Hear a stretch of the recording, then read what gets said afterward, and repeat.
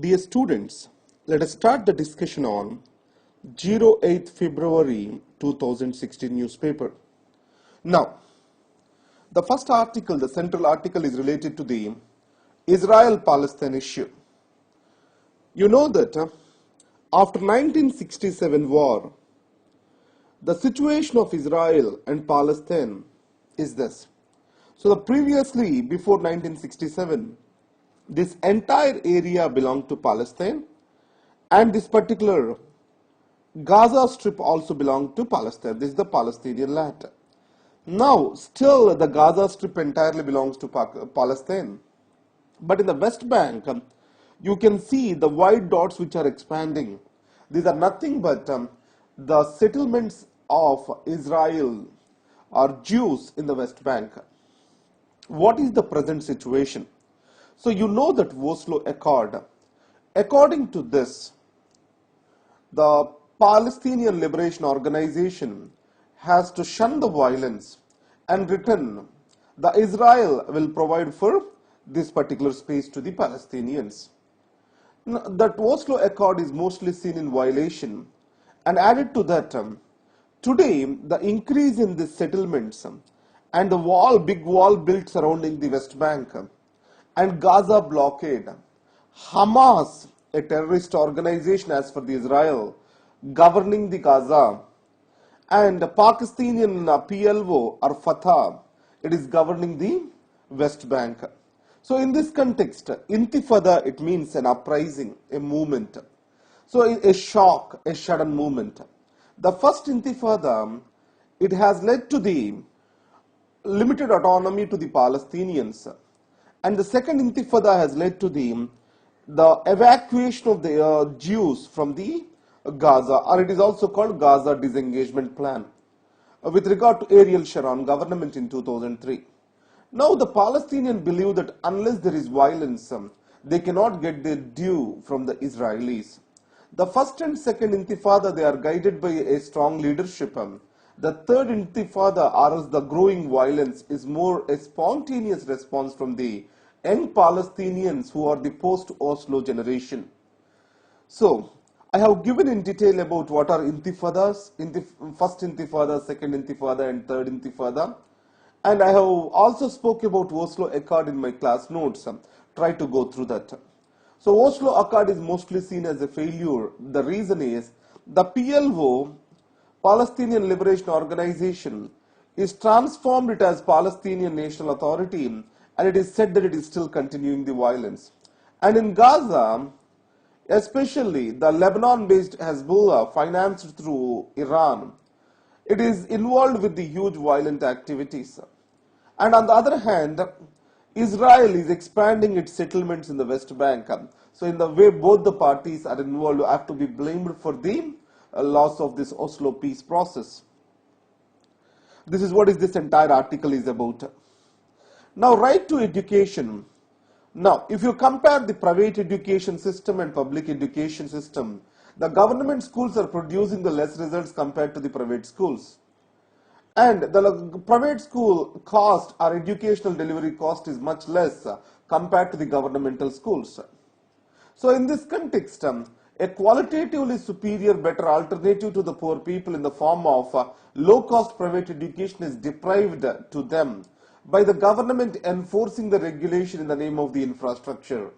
So the infrastructure with growing land prices in India is very difficult to acquire for these particular small schools.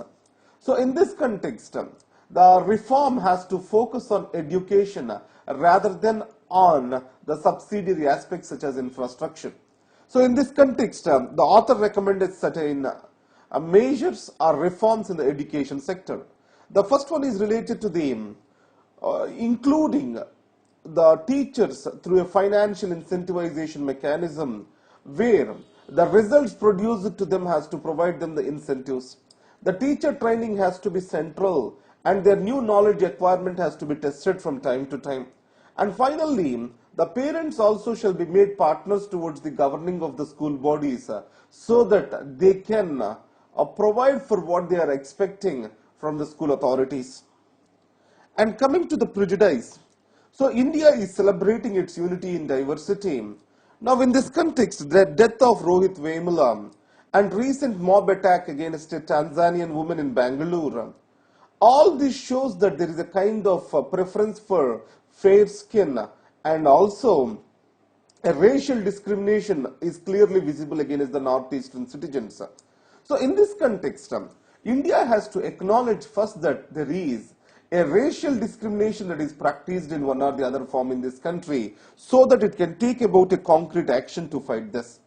Now in this case, recently in this front line, who killed Rohit Vemula, in that front line, there is a very good article that is about enacting a equality law in India. So what this equality law, it prohibits direct and indirect discrimination too, and it provides for any factors, or it criminalizes any factors that leads to any form of discrimination, either by color, caste, creed, or any form of discrimination. So India, if it has to celebrate its unity in diversity, it has to first overcome its prejudice and stereotype behaviors and acknowledge the differences that exist among the people. And coming to the Trans-Pacific Partnership, now it has brought in certain important elements towards the people, now, or towards the country. If you observe, it is expected to increase the trade of its partners by 1.1%, and more than 50% of the global GDP is going to come under TPP. So here, the major challenges for India are export diversion and loss of markets to the TPP partners. Above all, it shows up India shall bring in its own specialized trade personnel to engage in the trade dialogue. And after that, India also has to provide for or set its house in order. It means first it has to develop its common market with goods and services tax, etc. in India. Then it can well participate in the global markets. So this is the time India shall set its house in order, and China is focusing on its own regional bloc. So India can be in such a position if it sets its house in order with such a huge market. And coming to the fertilizer industry, the direct cash benefits are direct subsidies. Now if you talk about there is an indirect subsidy transfer mechanism through factories. So the government will pay to the factories, and from the factories the subsidy flows to the farmers. Because of this, the process is too cumbersome and payments are often delayed to the fertilizer companies. So what the author suggests is, to avoid the distortion of the markets, the government can transfer the directly benefits to the farmers, and farmers buys the fertilizers at the market price from the fertilizer companies. And the second is, we have an excessive use of urea. It is because of the low pricing. So we have to revise the price of urea to normal to divert the farmers away from urea to bring in a nutritional balance in the soil. Finally, we are using DAP, diammonium phosphate, as a phosphate fertilizer. We have to shift to the single superphosphate, as like in Brazil, which is much lower or much cheaper compared to DAP. So these are the suggestions which have been brought by this article. Now if you go to Urchin, now what is the problem over there? There is a triangle area after the point NJ9842.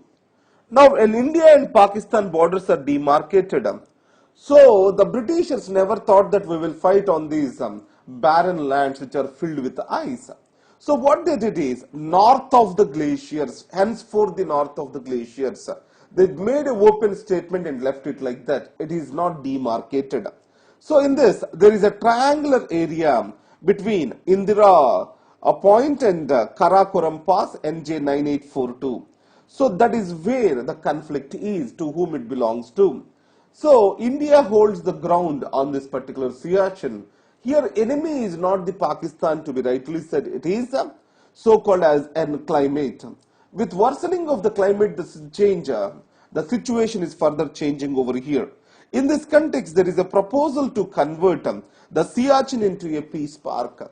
So, but however, the present government is not interested towards this particular change.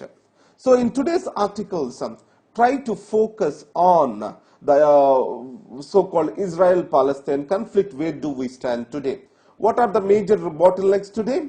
One is the West Bank settlements, growing West Bank settlements by Jews, and also in East Jerusalem, which is majorly a Palestine-dominated area. And the second is the growth of Third Intifada by the young Palestinians. And the next, the conservative government of Benjamin Netanyahu using the violence as a source against the people.